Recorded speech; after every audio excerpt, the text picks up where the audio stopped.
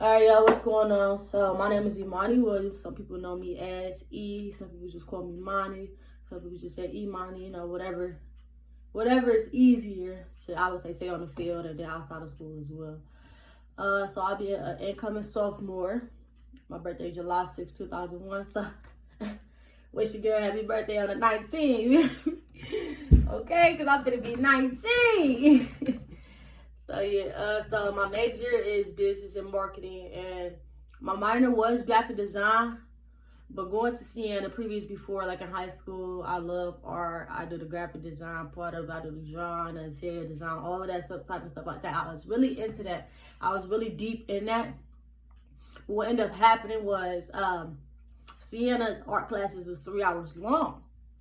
And I went from loving it to hating it. Like, I'm saying, why is it 3 hours long? So, and then it was the course of doing it 3 times a week for 3 hours. It was just a lot of stress, especially it was like different projects every week. It wasn't like high school. We get a project, we take our time with it, make sure it looked nice or whatever we wanted to do. So then I'm going into my sophomore year. So what I decided to do is I did take classes my first semester and second semester as a freshman of like gender studies. So my minor now will be ethic, race, and gender studies in the United States. So that's gonna be my minor. So the high school that I went to is called Paul K. Cousin Senior High School. It is in Warren, Michigan. So originally I'm from Detroit, Michigan. Born and raised. I went to Detroit Public School Academy. It was downtown Eastern Market of Detroit. And I went there for like my pre-K all the way to 8th grade year. It is a predominantly black school. So what I decided to do is go to Cuzno. Better know this Cuzno. I went to that school really because I wanted to get comfortable with them being in different settings besides just predominantly black, institution or school. So going to Cuzno was really different for me because one, I'm dealing with all different race, ethnicities, and cultures and stuff like that. And then along with that was the main reason to moving out of Detroit to Sterling Heights was because my soccer team, my travel team was already out here, as well as my mom's job. So it just made it a little bit easier as far as traveling. And then another thing that was good was it made my coming out story a little bit easier because it was like supporting gay rights and all the other stuff like that. So that was cool. And then it was just known for soccer at the time. So that's why I like the school. So when I went to the school my freshman year, I started playing soccer. And basically I was on JV my freshman year. So basically coming into a school where everybody already got their team, they got their seniors and their team. And a circle, it was a little bit harder, so I had to earn my stripes. I had to work hard and kind of prove to them why I deserve to be on varsity coming up my sophomore year. So I ended up being on varsity my sophomore to senior year, which was great because I earned my stripes and stuff like that. So, but as far as like winnings and stuff like that in the game, my school hasn't had like a district championship or those type of championships in a minute. So it took me into my junior year. We won a district championship, but after that, we didn't get that far.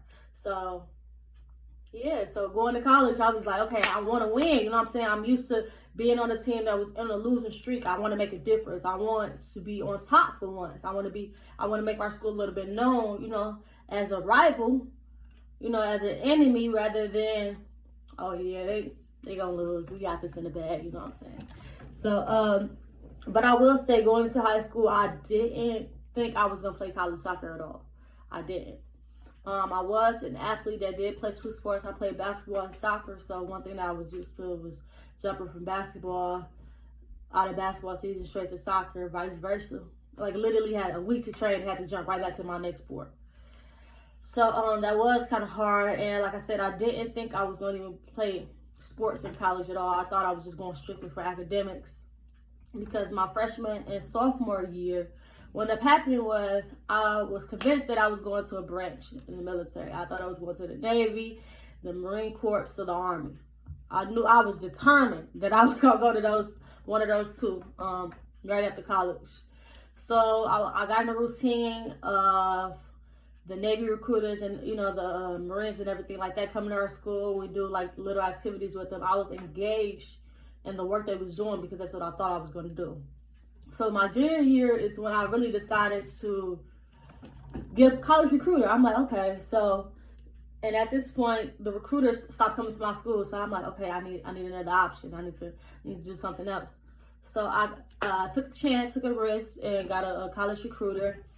Next thing you know, my page just blew up. All these emails, I posted my videos of myself, you know, trying to brand myself for, you know, kind of somebody to give me a chance. So then I got a lot of emails, but that's relevant. That's irrelevant. But when I got one from Siena Heights University, I never even knew anything about Siena at all. So I looked into it. I'm like, private institution, Catholic, okay, cool. So really is when I scheduled my appointment to see the school. It's really when I was like, okay, I'm gonna go there. So KG was my tour guide. So she gave an excellent tour guide around the school, around the campus.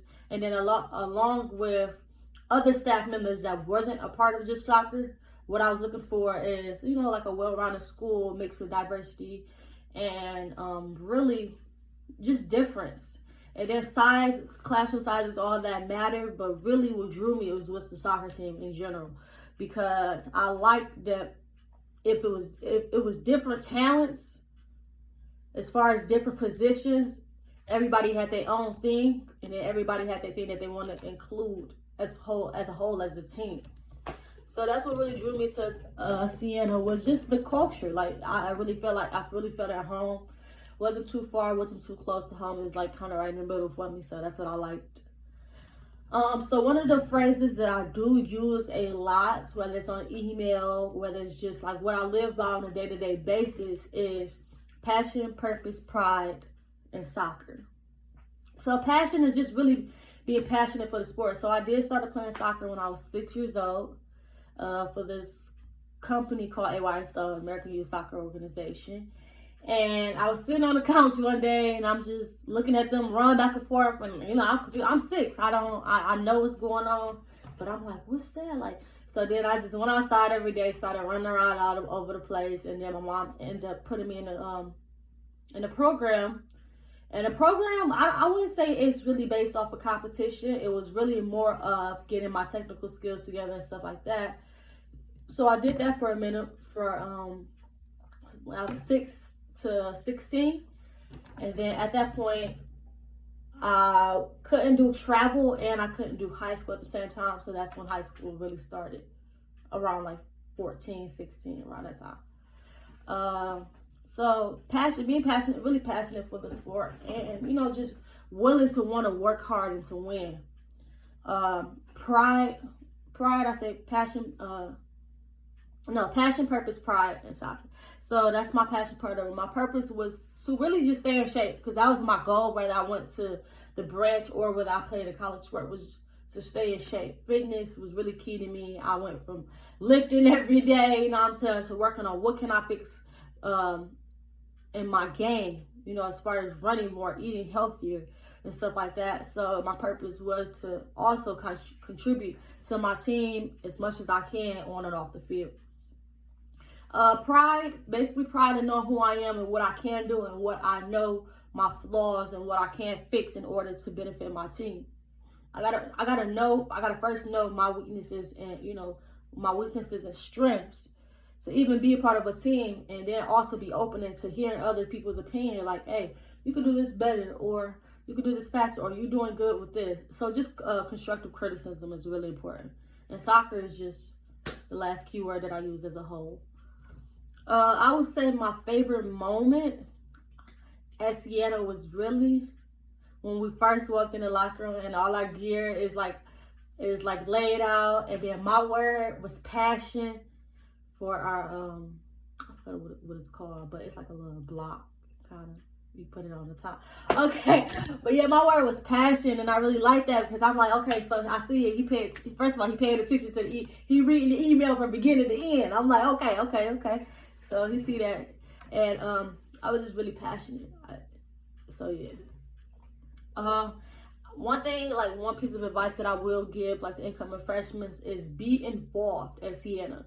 Especially to those who are really like homesick or nervous and stuff like that. Just be involved. I want you to really focus on academics and focus on soccer. You know what I'm saying? We all want to win. We all want to do this, but it's all leading up to what are we doing. And also, I am a part of different programs around Siena, which is I'm a part of SOS, is Sisterhood of Saints. So basically, we plan different events around the campus. I do work in diversity and inclusion as assistant manager for Sharice Mathis. So that's cool. She really helped me with the business side and getting my resume together and everything like that. And then I also was in the step team as well at Siena. I helped my friend create the first step team at Siena. So that was cool. So just getting involved while also knowing your focus. And I will say, don't overwhelm yourself. Know your goal before going into college. Like, little short-term goals. Like, okay, I want to remember all my teammates' names, or I want to do good in this class. Just kind of like have a visual plan, because the more you have like a plan and you kind of like putting things in here and there, the easier it will be at the school. And I just want to leave you all with 2 quotes. So the first one is, you never know how strong you are, and to be as strong as your only option. And that is really true. That's really important. So remember. And then my last quote is, in the beginning it's scary, in the end it's sad, but it's all what happens in between that make it all worth it in the end. So I just want y'all to remember that. Like I said, if y'all got any questions, contact me. And yeah.